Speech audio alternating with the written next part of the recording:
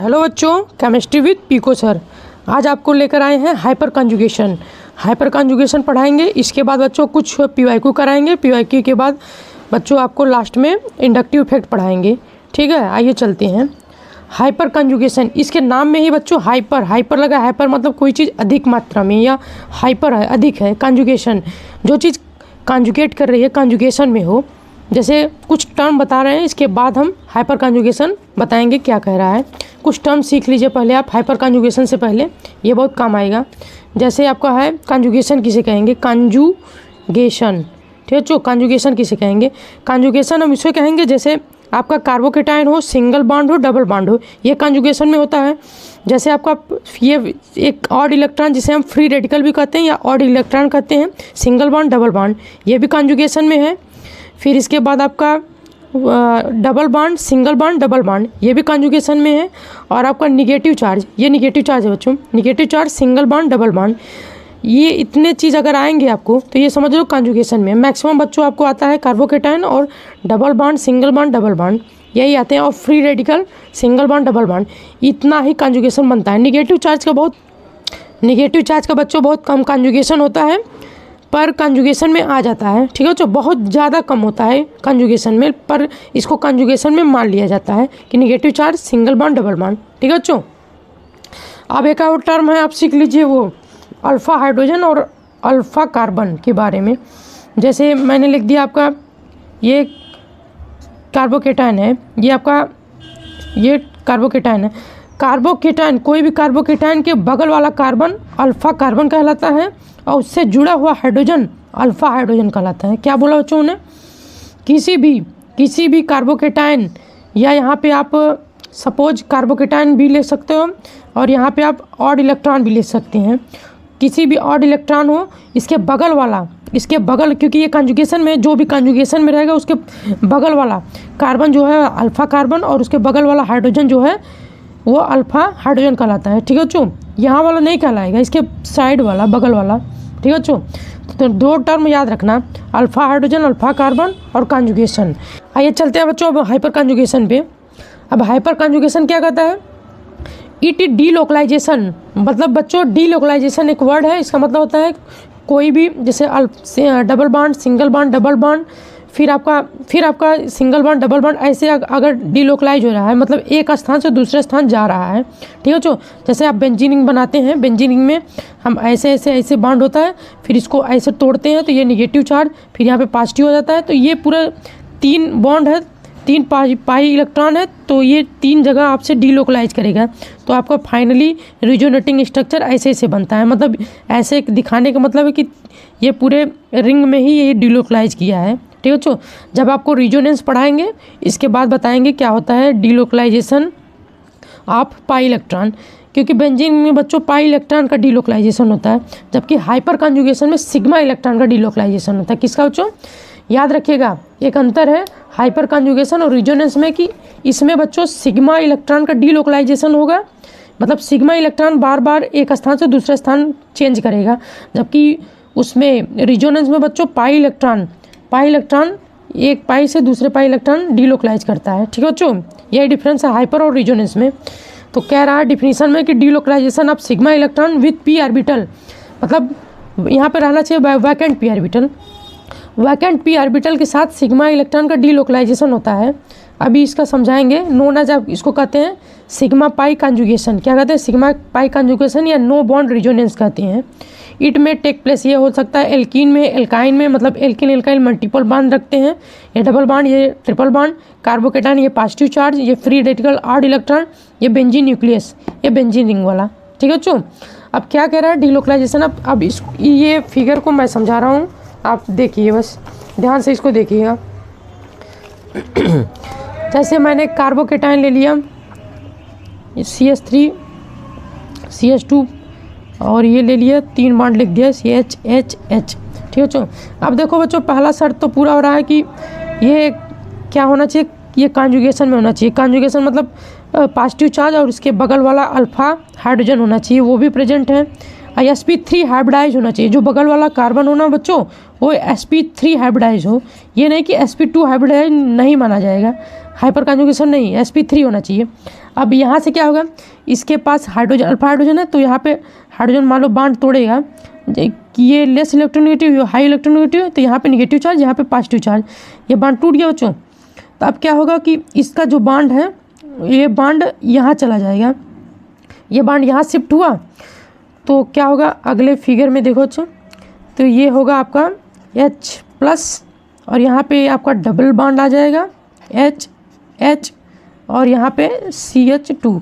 तो बच्चों एक बार देख रहे हो इसकी मतलब कि ये अपना सिग्मा इलेक्ट्रॉन, इसको वैकेंट p ऑर्बिटल, यहाँ भी कार्बन के पास भी p ऑर्बिटल है, इसके पास भी p ऑर्बिटल, पर इसके पास खाली है, इसकी पूरी बैलेंसी कंप्लीट नहीं है, इसके पास पूरी बैलेंसी कंप्लीट थी, पर इसने अपना अल्फा हाइड्रोजन का बांड सिग्मा बांड जो है डिलोकलाइज करके यहाँ पे दे दिया। तो यहाँ पे क्या हो गया कि यहाँ पे पॉजिटिव चार्ज यहाँ पे ख़त्म हो गया, मतलब ये स्टेबलाइज हो गया। क्या हो गया बच्चों, स्टेबलाइज हो गया, ठीक है बच्चों, स्टेबल हो गया, ये कंपाउंड स्टेबल हो गया। तो ऐसे बच्चों कितने अल्फा हाइड्रोजन, मतलब कितने लोग इसको स्टेबल कर सकते हैं, तो 3 है अल्फा हाइड्रोजन है, तो 3 अल्फा हाइड्रोजन से 3 रिजोनेटिंग मतलब 3 हाइपर कॉन्जुगेशन स्ट्रक्चर बनेगा। क्या बनेगा, 3 हाइपर कॉन्जुगेटेड स्ट्रक्चर बनेगा, ठीक है बच्चों। ऐसे ही होता है, हाइड्रोजन वाला है वो हाइड्रोजन के कारण उसके पास ये सिग्मा इलेक्ट्रॉन है, सिग्मा इलेक्ट्रॉन मतलब वो p पाई को 2 इलेक्ट्रॉन है, 2 इलेक्ट्रॉन रखता है। तो इसका जो पॉजिटिव चार्ज है इसमें जो वैकेंट p ऑर्बिटल है उसमें कोई इलेक्ट्रॉन नहीं है, तो ये अपना सिग्मा इलेक्ट्रॉन ये ट्रांसफ़र कर देगा इसमें, तो वैकेंट p ऑर्बिटल में अपना सिग्मा इलेक्ट्रॉन इसको ट्रांसफ़र कर देगा। अब अगला केस क्या बन रहा है कि यहाँ पे भी 1 इलेक्ट्रॉन हो जाएगा, यहाँ पे भी 1 इलेक्ट्रॉन हो जाएगा, तो दोनों के शेयरिंग से एक पाई बांड बनता है। p ऑर्बिटल के शेयरिंग से क्या बनता है, पाई बांड बनता है, ठीक है बच्चों। तो यही लिखा है half field p orbital undergo overlapping, इसके ओवरलैपिंग से p बांड बनता है, ठीक है बच्चों। समझ में आ गया कॉन्जुगेशन क्या होता है। कॉन्जुगेशन होता है कि डीलोकलाइजेशन ऑफ सिग्मा इलेक्ट्रॉन, मतलब सिग्मा इलेक्ट्रॉन का एक स्थान से दूसरे स्थान डीलोकलाइज होना विथ p ऑर्बिटल, मतलब फुल फील्ड p ऑर्बिटल से वैकेंट p ऑर्बिटल की तरफ सिग्मा इलेक्ट्रॉन का डीलोकलाइज हो जाना, इसी को कहते हैं सिग्मा पाई कॉन्जुगेशन या नो बांड रिजोनेंस। इसको कहते हैं कि हाइड्रोजन के पास कोई बांड अब रह नहीं गया है, फ्री हो गया है, तो इसी को कहते हैं नो बांड रिजोनेंस, ठीक है बच्चों। अब हाइपर कॉन्जुगेशन निकालेंगे कैसे, मैंने बोला कि इसके कार्बो के जो भी कॉन्जुगेशन उसके बगल वाला एटम को देखेंगे, उसके पास अगर अल्फा हाइड्रोजन होगा तो वो भी अल्फा हाइड्रोजन sp3 होना चाहिए, ये sp3 होना चाहिए बच्चों, ये अल्फा हाइड्रोजन sp3 होना चाहिए, इसके बगल वाला sp3 होगा और अल्फा हाइड्रोजन होगा तो उतना हाइपर कॉन्जुगेटिंग स्ट्रक्चर बनाएगा, ठीक है। अब इसका एप्लीकेशन देखते हैं बच्चों, इसका एप्लीकेशन है हाइपर कॉन्जुगेशन का कि transfer of sigma electron of CH bond of sp3 hybrid carbon. मैंने बता दिया कि सिग्मा इलेक्ट्रॉन का ट्रांसफ़र होता है CH बॉन्ड की साइड से जो कि sp3 होना चाहिए, जिसे कहते हैं नो बॉन्ड रिजोनेंस या बेकर नाथन इफेक्ट भी बोलते हैं इसको। कैसे इसकी स्टेबिलिटी निकालेंगे बच्चों, स्टेबिलिटी ऑफ एल्कीन की अगर स्टेबिलिटी निकालनी हो, ठीक है बच्चों, तो हम number of number of hyper conjugating structure देखेंगे। मतलब अगर एल्कीन की स्टेबिलिटी निकालनी हो तो आपको हाइपर कॉन्जुगेटिंग जितना स्ट्रक्चर हुआ वो देखेंगे, और ये हाइपर कॉन्जुगेशन कैसे देखेंगे, नंबर ऑफ अल्फा हाइड्रोजन, जितना ज़्यादा अल्फा हाइड्रोजन होगा उतना ज़्यादा हाइपर कॉन्जुगेटिंग होगा। मतलब क्या देखेंगे, directly proportional to number of alpha hydrogen, ये देखेंगे नंबर ऑफ अल्फा हाइड्रोजन। मतलब एल्कीन की स्टेबिलिटी के लिए हम नंबर ऑफ अल्फा हाइड्रोजन देखेंगे, अल्फा हाइड्रोजन जितना ज़्यादा होगा उतना ज़्यादा हाइपर कॉन्जुगेटिंग स्ट्रक्चर होगा। और अगर हीट ऑफ हाइड्रोजनेशन दे दिया, वो इन्वर्सली प्रोपोर्शनल होता है हाइपर कॉन्जुगेशन की, ठीक है बच्चों। अगर हीट देखिए एल्कीन की स्टेबिलिटी निकालते हैं number of hyper conjugating structure से, हाइपर कॉन्जुगेटिंग स्ट्रक्चर निकालते हैं नंबर ऑफ अल्फा हाइड्रोजन से। मतलब जितना ज़्यादा अल्फा हाइड्रोजन होगा उतना ज़्यादा एल्कीन की स्टेबिलिटी बढ़ेगी, मतलब उतना ज़्यादा हाइपर कॉन्जुगेटिंग स्ट्रक्चर होगा, ठीक है बच्चों। अब हीट मतलब हाइपर कॉन्जुगेशन से दूसरा है आपका एप्लीकेशन की हीट ऑफ हाइड्रोजनेशन। अगर हीट ऑफ हाइड्रोजनेशन पूछे तो इसका इन्वर्सली प्रोपोर्शनल होता है। एक एग्जांपल देख लीजिए आप, जैसे ये टर्सरी कार्बोकेटाइन है, टर्सरी ब्यूटाइल कार्बोकेटाइन। अब इसके बगल वाला इसके बगल वाला साइड वाला मैंने बोला कि अल्फ़ा कार्बन के पास अल्फ़ा हाइड्रोजन होना चाहिए। तो जितना ज़्यादा अल्फ़ा हाइड्रोजन उतना ज़्यादा हाइपर कॉन्जुगेटिंग स्ट्रक्चर होगा, उतना ज़्यादा स्टेबिलिटी होगी। तो ये देखिए 3, इसके बगल वाला 3 3 6 3 9 9 अल्फ़ा हाइड्रोजन, मतलब इसकी स्टेबिलिटी सबसे ज़्यादा होगी। ठीक है बच्चों। फिर इसके बाद देखिए इसमें 3 3 6 अल्फ़ा हाइड्रोजन है, मतलब इससे कम होगी। इसमें देखिए सिर्फ 3 अल्फ़ा हाइड्रोजन है। ठीक है बच्चों। ये और यहाँ पे देख लीजिए ये डबल बॉन्ड के साइड वाला देखिए अल्फ़ा हाइड्रोजन है, वो भी अल्फ़ा हाइड्रोजन sp3। ये बच्चों sp3 हाइब्रिडाइज होना चाहिए, ये sp3 हाइब्रिडाइज होना चाहिए। इसके बगल वाला देखिए 2 अल्फ़ा हाइड्रोजन यहाँ, 2 अल्फ़ा हाइड्रोजन यहाँ, 4 अल्फ़ा हाइड्रोजन। अब यहाँ पे देखिए डबल बॉन्ड की साइड में 3 अल्फ़ा हाइड्रोजन यहाँ, 2 यहाँ, 2 यहाँ, 2 2 4 4 3 7 अल्फ़ा हाइड्रोजन, मतलब इसकी स्टेबिलिटी इससे ज़्यादा है। ठीक है बच्चों। जितना ज़्यादा अल्फ़ा हाइड्रोजन उतना ज़्यादा स्टेबिलिटी। क्यों? क्योंकि बच्चों वो क्या नाम कि पॉजिटिव चार्ज हो या ऑल इलेक्ट्रॉन हो, उसकी स्टेबिलिटी को बढ़ाता है। ठीक है बच्चों। ये आपका हो गया हाइपर कॉन्जुगेशन। अब आएगा नेक्स्ट टॉपिक बच्चों, इंडक्टिव इफेक्ट। अब आपका टॉपिक है next inductive effect. Inductive effect ये क्या होता है बच्चों? इंडक्टिव, ये भी बच्चों सिग्मा इलेक्ट्रॉन का डीलोकलाइजेशन ही होता है, ये भी सिग्मा इलेक्ट्रॉन का डीलोकलाइजेशन ही है। मतलब इंडक्टिव इफेक्ट में डिफाइंड एज परमानेंट, ये परमानेंट इफेक्ट होता है, एक बार एग्जाम में पूछ चुका है। ये कौन सा इफेक्ट होता है बच्चों? Permanent effect. Shifting of sigma bond, इसमें भी सिग्मा बॉन्ड की शिफ्टिंग होती है। Pair sigma bond pair electron due to difference in electronegativity, मतलब इलेक्ट्रोनेगेटिविटी की डिफरेंस के कारण। एक बार फिर बच्चों नए सिरे से देखते हैं। अच्छा फिर बच्चों इंडक्टिव इफेक्ट क्या कहता है कि इंडक्टिव इफेक्ट आपका परमानेंट इफेक्ट होता है। ये कैसा इफेक्ट होता है बच्चों? परमानेंट इफेक्ट होता है। इसमें भी सिग्मा बॉन्ड पेयर इलेक्ट्रॉन की शिफ्टिंग होती है, मतलब सिग्मा बॉन्ड पेयर की इलेक्ट्रॉन की शिफ्टिंग होती है। ड्यू टू किस कारण होती है बच्चों? क्योंकि इलेक्ट्रोनेगेटिविटी डिफरेंस के कारण, मतलब ये पोलर बॉन्ड बनाएगा। अब बता रहे हैं कैसे कि इलेक्ट्रोनेगेटिविटी डिफरेंस कैसे होती है, बता रहा हूँ आपको। जैसे बच्चों देखो इलेक्ट्रोनेगेटिविटी डिफरेंस, ये मान लो आपका फर्स्ट एक ग्रुप का फैमिली मेंबर है, ये लिथियम है, ये सोडियम है, ये पोटेशियम है, रूबिडियम है, सीजियम है, ये फ्रांसियम है। अब ये मान लो 7 मेंबर, ये 17 ग्रुप का है, फ्लोरीन है, क्लोरीन है, ब्रोमीन है, आयोडीन है, एस्टेटीन है। ठीक है बच्चों। मतलब इनके बीच के देखो ये यहाँ से कितने डिफरेंस है, डेल्टा EN, मतलब इलेक्ट्रोनेगेटिविटी का डिफरेंस बहुत ज़्यादा है ना, पहले से लेके 17 ग्रुप तक बहुत ज़्यादा इलेक्ट्रोनेगेटिविटी के डिफरेंस। तो एक बॉन्ड मान लो बनता है मान लो HCl, H में इसकी इलेक्ट्रोनेगेटिविटी कम है, इसकी ज़्यादा है, इसकी इस पर पार्शियल नेगेटिव चार्ज, इस पर पार्शियल पॉजिटिव चार्ज। ऐसे HCl ये बॉन्ड टूटेगा तो इस पर पार्शियल नेगेटिव चार्ज, इस पर पार्शियल पॉजिटिव चार्ज। ठीक है बच्चों। तो इस कलर पार्शियल नेगेटिव और पार्शियल पॉजिटिव चार्ज आने के कारण इसको बोलते हैं पोलैरिटी आ गई। क्या बच्चों आ गई? पोलैरिटी। ठीक है बच्चों। मतलब ये पोलर कंपाउंड है। कैसा कंपाउंड है? पोलर है। मतलब एक हाई इलेक्ट्रोनेगेटिव एटम हो और दूसरा इलेक्ट्रोपॉजिटिव एटम हो, उन दोनों के बीच अगर कोवेलेंट बॉन्ड बनता है, कोवेलेंट बॉन्ड डबल बॉन्ड या सिंगल बॉन्ड ट्रिपल में कोई भी कोवेलेंट बॉन्ड बनता है उसके को कहते हैं पोलर। ये पोलर कंपाउंड हो गया। HCl क्या हो गया? पोलर कंपाउंड हो गया। तो वही कह रहा है इंडक्टिव इफेक्ट में आपका, ये देखो जैसे ये बेंजीन रिंग है, बेंजीन रिंग यहाँ पे लिखा है CH3 ग्रुप, यहाँ पे CH3 ग्रुप है, ये प्लस आई इफेक्ट शो करता है, अभी आएगा प्लस आई माइनस आई। ये प्लस आई इफेक्ट शो करने के कारण ये इलेक्ट्रॉन को दे रहा है, ये सिग्मा इलेक्ट्रॉन का ट्रांसफ़र कर रहा है, तो इसको कहेंगे कि sp3 लेस इलेक्ट्रोनेगेटिव। यहाँ पे sp2 जो होता है मोर इलेक्ट्रोनेगेटिव, मतलब sp जहाँ पे s कैरेक्टर ज़्यादा होता है बच्चों, परसेंटेज s कैरेक्टर ज़्यादा, परसेंटेज s कैरेक्टर जहाँ पे बच्चों मोर होता है, वहाँ पे जहाँ पे परसेंटेज s कैरेक्टर ज़्यादा वहाँ पे माइनस आई इफेक्ट ज़्यादा लगता है, ये याद रख लेना। जहाँ पे बच्चों परसेंटेज एस कैरेक्टर ज़्यादा वहाँ पे माइनस आई इफेक्ट ज़्यादा। मतलब परसेंटेज एस कैरेक्टर किस में ज़्यादा होता है बच्चों? sp में ज़्यादा होता है, 50% होता है। ठीक है बच्चों। sp2 में बच्चों होता है आपका यहाँ पे होता है बच्चों, इसका रेशियो है आपका 33:67, ये रेशियो बनता है। sp3 इसमें बनता है 25% बनता है। तो मतलब s का रेशियो सबसे कम sp3 में है, सबसे ज़्यादा है sp में। तो इसलिए sp sp हाइब्रिडाइजेशन आने पर समझ लो कि ये माइनस आई इफेक्ट शो करेंगे, माइनस आई इफेक्ट शो करेंगे। माइनस आई होता है वो इफेक्ट होता है जो इलेक्ट्रॉन को अपनी तरफ खींचता है, इलेक्ट्रॉन को अपनी तरफ खींचेगा, ठीक है बच्चों, मतलब इलेक्ट्रॉन को अपनी तरफ आकर्षित करेगा। ये माइनस आई वाले हमेशा इलेक्ट्रॉन क्या होते हैं बच्चों, इलेक्ट्रॉन खींचने वाले ग्रुप होते हैं। अब ये है इट इज़ टू टाइप, दो प्रकार का होता है इंडक्टिव इफेक्ट। कौन कौन, एक माइनस आई होता है, एक प्लस आई होता है। कौन कौन होता है बच्चों, एक माइनस आई होता है, एक प्लस आई। माइनस आई को कहते हैं electron with drawing group, electron with drawing group EWG से शो करते हैं।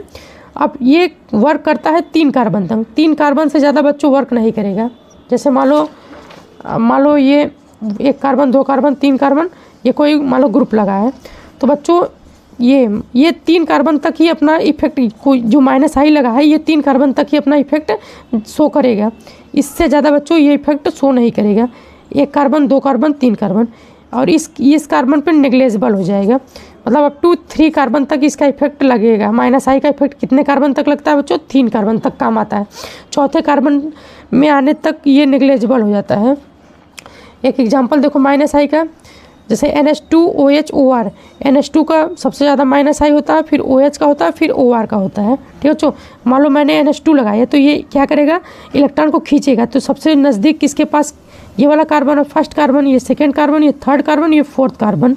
तो फर्स्ट कार्बन की तरफ इसका इफेक्ट सबसे ज़्यादा लगेगा, सेकंड कार्बन की तरफ इसका इफेक्ट थोड़ा कम लगेगा, थर्ड कार्बन की तरफ इसका इफेक्ट और कम लगेगा, फोर्थ कार्बन पे इसका इफेक्ट नेग्लेजिबल लगभग हो जाएगा। इसका इफेक्ट 4 कार्बन तक कम आते आते कम हो जाएगा, 9 के बराबर हो जाएगा। पहले कार्बन से जो मतलब इसकी नज़दीकी जितनी ज़्यादा रहेगी, डिस्टेंस जितना कम रहेगा उतना इफेक्ट इसका ज़्यादा लगेगा। पहले कार्बन का डिस्टेंस कम है तो इसलिए ज़्यादा लग रहा है। ऐसे बच्चों इसका आर्डर देख लीजिए, order of minus I effect का आर्डर क्या होता है, सबसे ज़्यादा होता है NF3+, ठीक है बच्चों। NF3+ की सबसे ज़्यादा होती है, फिर NR3+ की होती है, फिर NH3 की, इसको आप याद कर लीजिए। फिर NO2 नाइट्रो होता है, और फिर इसका CN होता है, फिर SO3H होता है, फिर CHO होता है, फिर कीटोन होता है, फिर कार्बोक्सिलिक एसिड होता है, फिर फ्लोरीन, क्लोरीन, ब्रोमीन, आयोडीन, फिर OR, OH, NH2, ठीक है बच्चों। फिर फिनाइल होता है, फिर बिनाइल होता है। ये फिनाइल ग्रुप है, ठीक है बच्चों। मतलब बेंजीन रिंग से एक हाइड्रोजन अगर रिमूव कर दिया जाए उसको बोलेंगे फिनाइल ग्रुप, और CH डबल बॉन्ड CH और सिंगल बॉन्ड को बोलेंगे बिनाइल ग्रुप, ठीक है बच्चों। सबसे इफेक्ट कम बिनाइल ग्रुप का होता है, सबसे ज़्यादा होता है NF3 का, NF3 का सबसे ज़्यादा, फिर NR3। यहाँ से बच्चों ट्रिक है, NF3 NR3 NH3, पहले आप NF3 NR3 NH3 ये याद हो गया। फिर इसके बाद नौकर से कहो कि चूहे लग रहा है ना, COH, चूहे को मार दे। फिर आपका हाइड्रोजन आ गया, फ्लोरीन, क्लोरीन, ब्रोमीन, आयोडीन।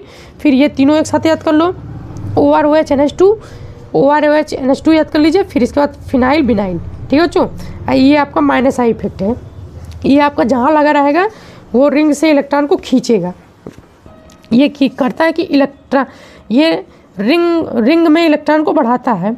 ये इफेक्ट जहाँ पे लगेगा इलेक्ट्रॉन की डेंसिटी बढ़ाएगा, और जो माइनस आई हो वो इलेक्ट्रॉन की डेंसिटी घटाएगा। माइनस आई इलेक्ट्रॉन की डेंसिटी घटाता है, प्लस आई इलेक्ट्रॉन की डेंसिटी बढ़ाता है। इलेक्ट्रॉन रिलीजिंग ग्रुप, इसको बच्चों इलेक्ट्रॉन देने वाला ग्रुप कहते हैं, रिलीज करने वाला ग्रुप कहते हैं, या इलेक्ट्रॉन डोनेटिंग ग्रुप। क्या बच्चों क्या कहेंगे, इलेक्ट्रॉन डोनेटिंग ग्रुप, या इसको EDG भी बोलते हैं, इलेक्ट्रॉन डोनेटिंग ग्रुप, ठीक है बच्चों। EDG इलेक्ट्रॉन डोनेटिंग ग्रुप बोलते हैं इसको।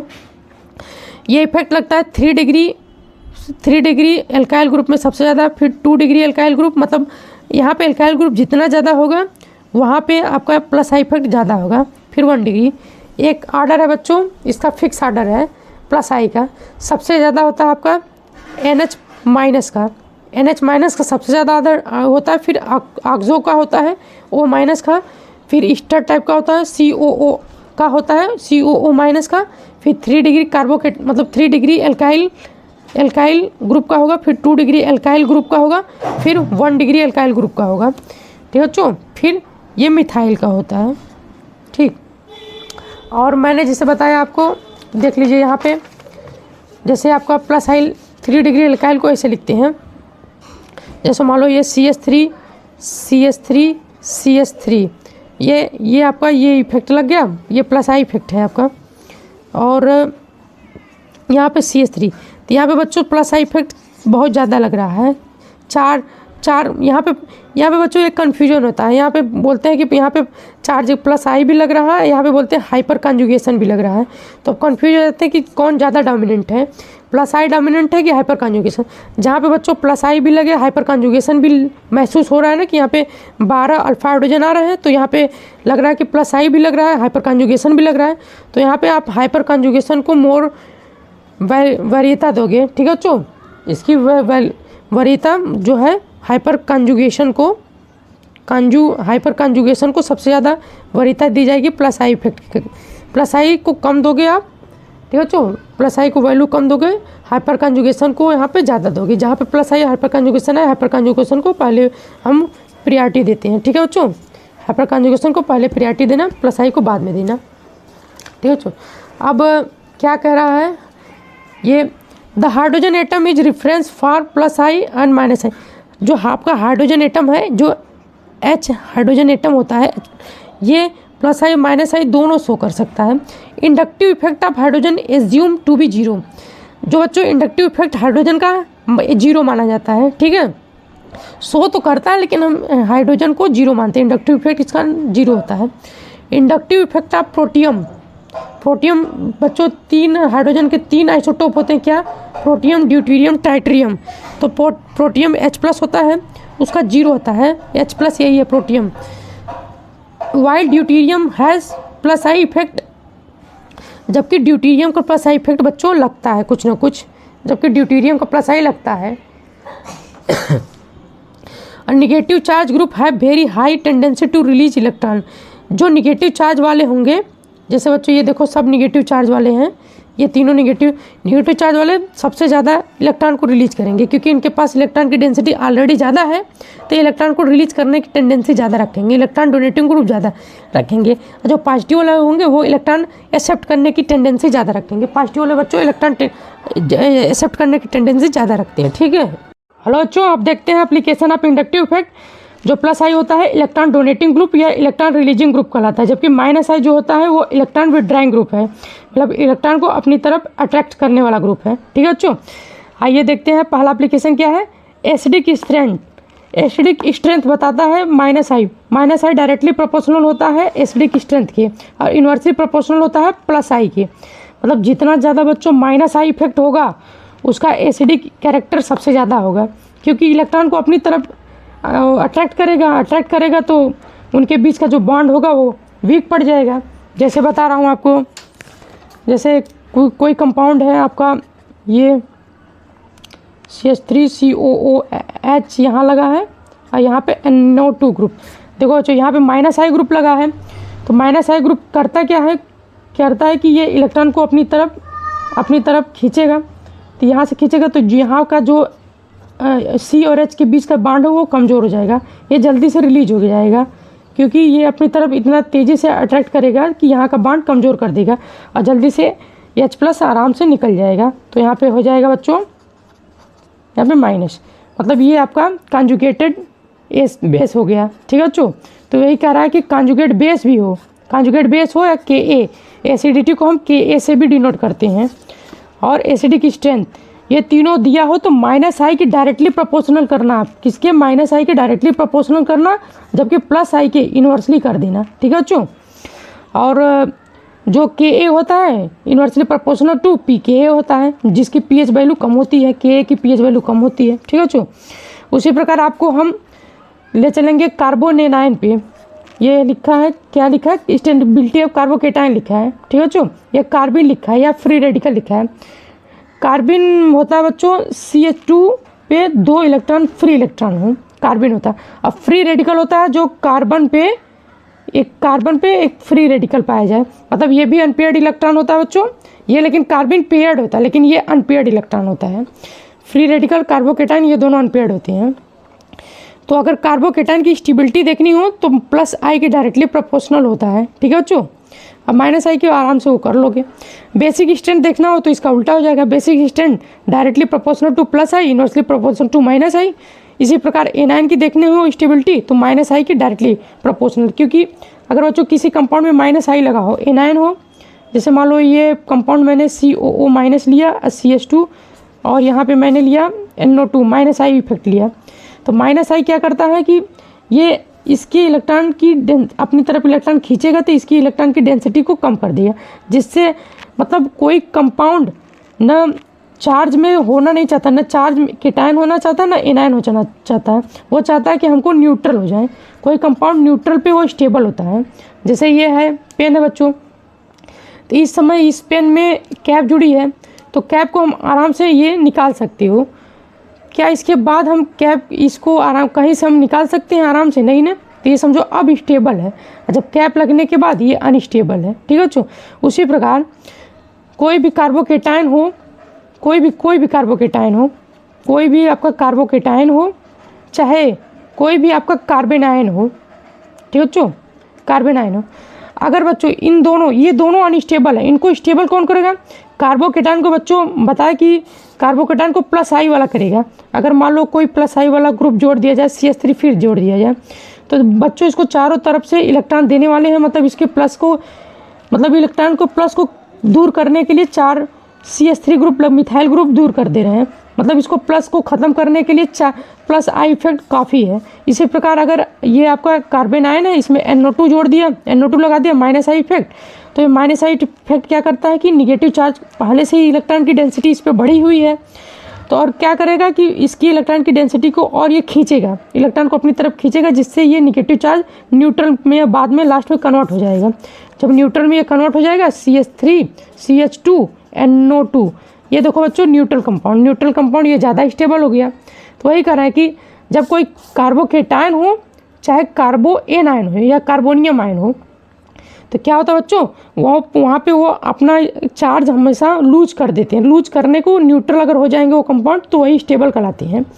ऐसे एनायन पे भी है कि अगर ये अपना निगेटिव चार्ज लूज कर देंगे मतलब अपना न्यूट्रल कंपाउंड बन जाएंगे, तो वो स्टेबल हो जाते हैं। ठीक है बच्चों।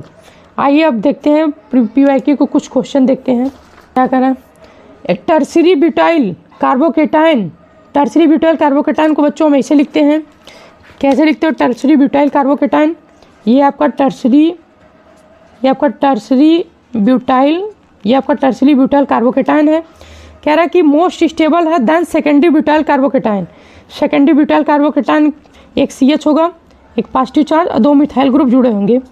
ये आपका सेकेंडरी ब्यूटाइल कार्बोकेटायन है। सॉरी बच्चों, ये ऐसे बनेगा CH2 एक बार CH3 यहाँ पे। ये आपका सेकेंडरी ब्यूटाइल कार्बोकेटायन है। ये आपका ये कह रहा है कि ये कार्बोकेटायन ज़्यादा स्टेबल है, ये कार्बोकेटायन कम स्टेबल है। क्यों पूछ रहा है? रीजन क्यों पूछ रहा है? Minus I effect of CH3 minus I. अच्छा, माइनस आई तो कहीं बच्चों लगा ही नहीं, पहला ऑप्शन गलत हो गया। Plus R effect CH3 group, मैंने प्लस R को बच्चों मेजोमेरिक इफेक्ट या रिजोनेटिंग इफेक्ट भी कहते हैं, ये मैंने पढ़ाया भी नहीं, इसको हटा दो। माइनस R ये भी नहीं पढ़ाया। अब हाइपर कंजुगेशन की वजह से मैंने बताया कि पॉजिटिव चार्ज के जो एडजेसेंट कार्बन हो और उससे जुड़ा हुआ हाइड्रोजन हो, वो अल्फा हाइड्रोजन कहलाते हैं। जितना ज़्यादा अल्फा हाइड्रोजन उतना ज़्यादा हाइपर कंजुगेशन, जितना ज़्यादा हाइपर कंजुगेशन उतना ज़्यादा स्टेबिलिटी। तो 3 3 6 3 9 अल्फा हाइड्रोजन है बच्चों। यहाँ पे कितना है? 3 2 5, यहाँ पे 5 अल्फा हाइड्रोजन है। तो बच्चों किसकी स्टेबिलिटी ज़्यादा होगी? इसकी होगी, टर्सरी ब्यूटाइल कार्बोकेटायन की। यही रीजन है, हाइपर कंजुगेशन ही रीजन है बच्चों। ठीक है, इसका रीजन हाइपर कंजुगेशन ही है। अब नेक्स्ट क्वेश्चन देखते हैं। ये नीट 2020 में आया था, ये नीट 2019 में देखो क्या कह रहा है। Most stable carbocation among the following. अब इसमें भी कह रहा है कि सबसे ज़्यादा कार्बोकेटायन किस में। अगर बच्चों कभी भी आपको ऐसे देखना हो, CH3 ग्रुप लगा कार्बोकेटायन देखना, तो आप हाइपर कंजुगेशन से देखना। ठीक है बच्चों। जितना ज़्यादा हाइपर कंजुगेशन मतलब जितना ज़्यादा अल्फा हाइड्रोजन होगा उतनी ज़्यादा स्टेबिलिटी होगी। जितना ज़्यादा अल्फा हाइड्रोजन उतना ज़्यादा हाइपर कंजुगेशन, उतना ज़्यादा स्टेबिलिटी। मैंने क्या कहा कि जितना ज़्यादा अल्फा हाइड्रोजन हो उतना ज़्यादा डायरेक्टली प्रोपोर्शनल टू उतना ज़्यादा हाइपर कंजुगेशन। ठीक है बच्चों, उतना ज़्यादा हाइपर कंजुगेशन उतने ज़्यादा स्टेबिलिटी होगी।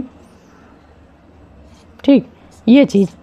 तो आप देखिए यहाँ पे एक भी, यहाँ पे तीन अल्फा हाइड्रोजन है। यहाँ पे बच्चों देखिए 3 3 4 अल्फा हाइड्रोजन है। यहाँ पे 3 2 5 अल्फा हाइड्रोजन है। यहाँ पे देखिए 2 अल्फा हाइड्रोजन है। तो बच्चों कौन सा करेक्ट ऑप्शन होगा? पूछा है मोस्ट स्टेबल कार्बोकेटायन, सबसे ज़्यादा कार्बोकेटायन स्टेबल किसका होगा? इसका होगा बच्चों। बस। ठीक है बच्चों, अब आइए नेक्स्ट क्वेश्चन पे।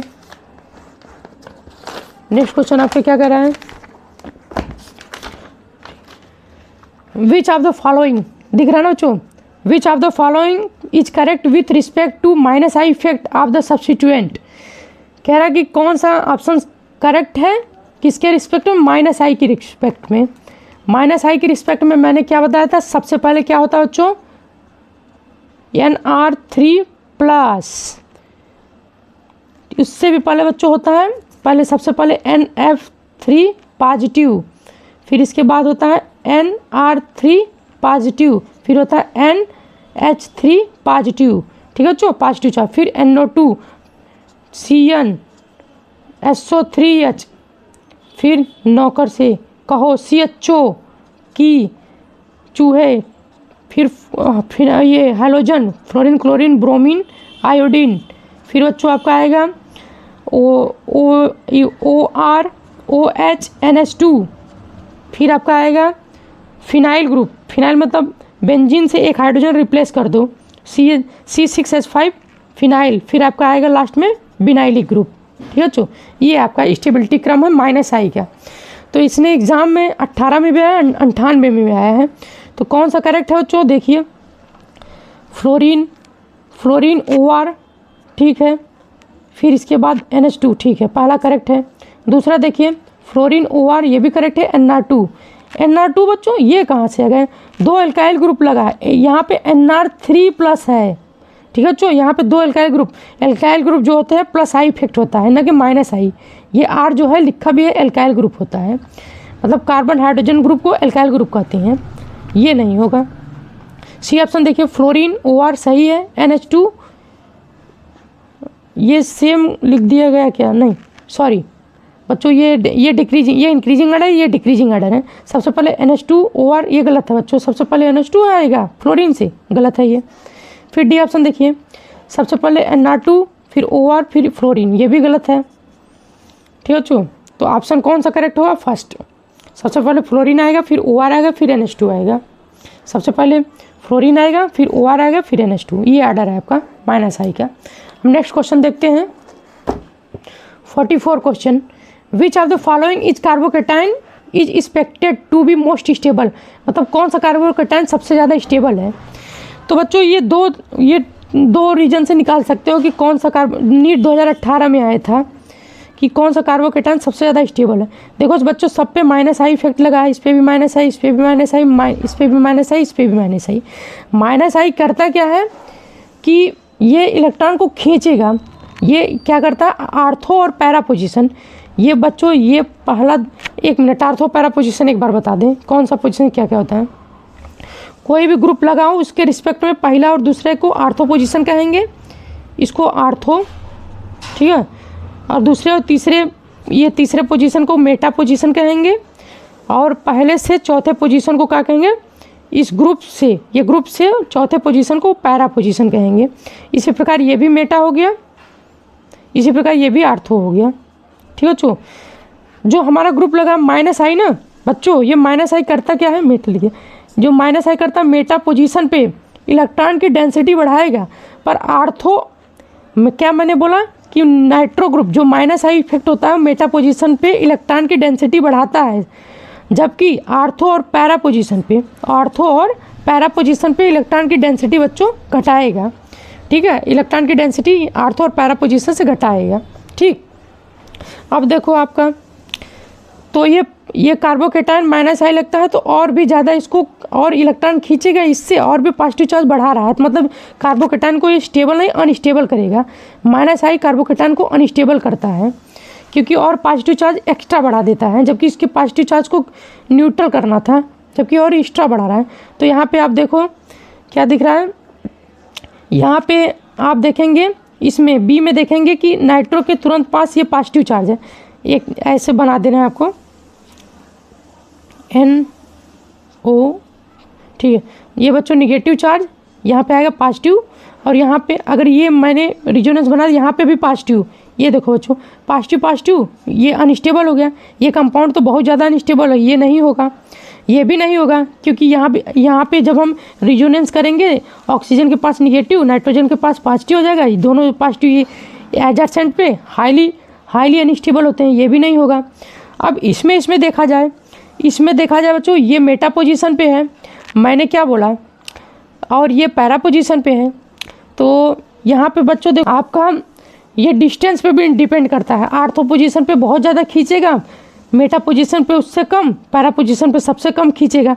तो डिस्टेंस सबसे कम खींचने वाला पैरा पोजीशन पे है, तो स्टेबल तो बच्चों यही लग रहा है। और ये पॉजिटिव चार्ज मेटा पोजीशन पे है, इसलिए इसकी और इसकी अपेक्षा बच्चों पैरा पोजीशन पे ये कम खींचेगा।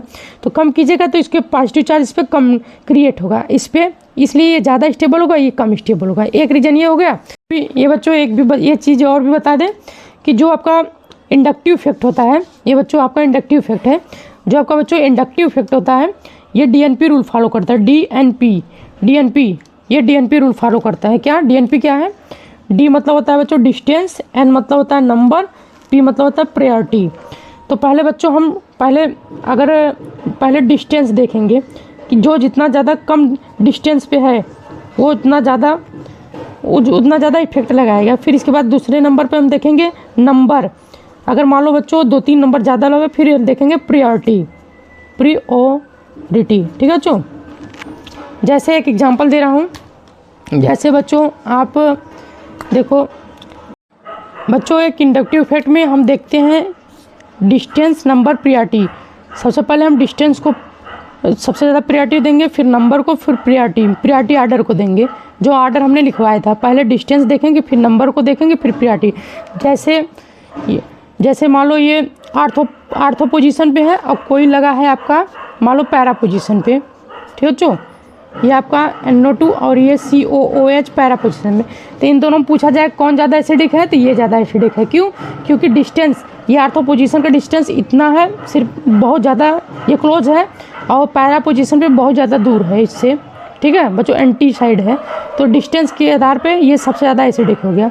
फिर मैंने बोला नंबर को प्रायोरिटी देंगे बच्चों, जिसका जितना ज़्यादा नंबर होगा। जैसे ये -i 3 बार -i लगा है, और किसी में बच्चों सपोज किसी में 2 बार -i सिर्फ लगा हो। ठीक है बच्चों, ये 2 बार -i लिखा और पूछे कि कौन ज़्यादा एसिडिक है, क्योंकि ये -i इफेक्ट एसिडिटी बढ़ाता है। नंबर के हिसाब से ये 2 ही नंबर लगा है, 2 ही -i है, यहाँ पे 3 -i, तो ये बढ़ाएगा। ठीक है बच्चों, और लास्ट में हम देखेंगे प्रायोरिटी देखेंगे कि NO2 ग्रुप है, ये OH ग्रुप है, तो किसकी प्रायोरिटी -i ज़्यादा होती है बच्चों आर्डर में। अब आर्डर यहाँ पे प्रायोरिटी में बच्चों यहाँ पे आर्डर फॉलो करोगे आप, जो आर्डर टेबल में लिखे थे आप इसको फॉलो करोगे। तो NO2 सबसे ज़्यादा है, ये OH से, फिनॉल से ज़्यादा है नाइट्रो। ठीक है बच्चों, तो सबसे पहले आप डिस्टेंस देखोगे, फिर नंबर देखोगे, फिर प्रायोरिटी देखोगे। 5 ये क्या कह रहा है बच्चों, ये थियरी है। The correct statement regarding electrophile is, electrophile के रिगार्डिंग क्या सही है स्टेटमेंट? इलेक्ट्रोफाइल निगेटिवली चार्ज, पहली बात गलत है बच्चों, इलेक्ट्रोफाइल पॉजिटिव चार्ज होता है, ये गलत हो गया बात। दूसरा है इलेक्ट्रोफाइल आर जनरली न्यूट्रल, मतलब ये कह रहा है कि इलेक्ट्रोफाइल न्यूट्रल स्पीसीज है, can form a bond by accepting a pair of electron from a nucleophile. ये तो सही है, लेकिन ये क्या हमेशा ये न्यूट्रल होता है? नहीं, ये तो हमेशा न्यूट्रल होता नहीं है। Electrophile can be either neutral या पॉजिटिव चार्ज, या ठीक है बच्चों, इलेक्ट्रोफाइल या तो न्यूट्रल होता है या तो पॉजिटिव चार्ज होता है। Can form a bond by accepting a pair of electron from nucleophile. अब बच्चों फोर्थ ऑप्शन क्या कर रहा है?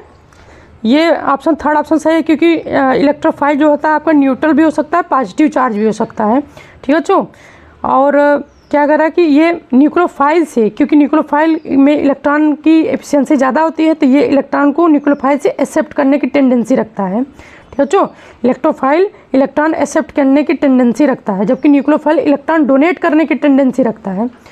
और लास्ट है इलेक्ट्रोफाइल निगेटिवली चार्ज, ये गलत है। ठीक है बच्चों, अब नेक्स्ट क्वेश्चन क्या है? नेक्स्ट क्वेश्चन है आपका, विच of the following statement is not correct for nucleophile. कौन सा स्टेटमेंट न्यूक्लियोफाइल के लिए करेक्ट नहीं है? न्यूक्लियोफाइल बच्चों वो होता है जो न्यूट्रल और निगेटिवली चार्ज होता है। ठीक है बच्चों, इलेक्ट्रॉन डोनेटिंग होता है।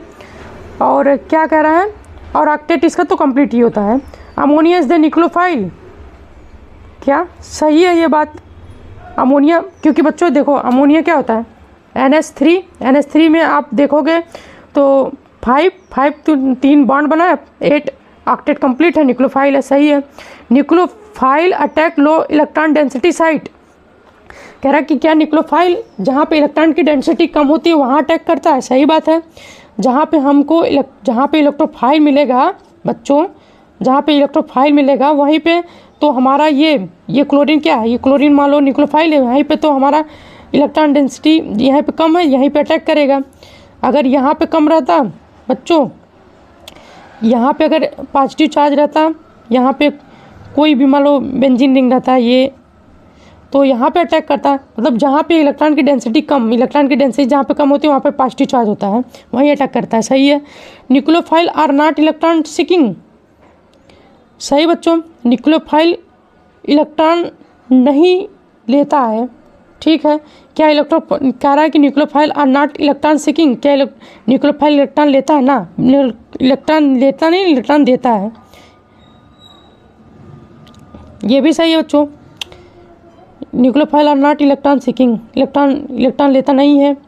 Nucleophile is the Lewis acid, ये क्या बात हुई बच्चों, जो न्यूक्लियोफाइल होता है लेविस बेस होता है, जो इलेक्ट्रोफाइल होता है लेविस एसिड होता है। न्यूक्लियोफाइल क्या होता है बच्चों, लेविस बेस होता है। ये क्यों? क्योंकि इसके पास एक एक्स्ट्रा लोन पेयर है, लोन पेयर जो दे देने की टेंडेंसी रखते हैं उनको बेसिक कहते हैं, तो ये लेविस बेस का काम करता है, न कि लेविस एसिड का काम करता है, ठीक है बच्चों।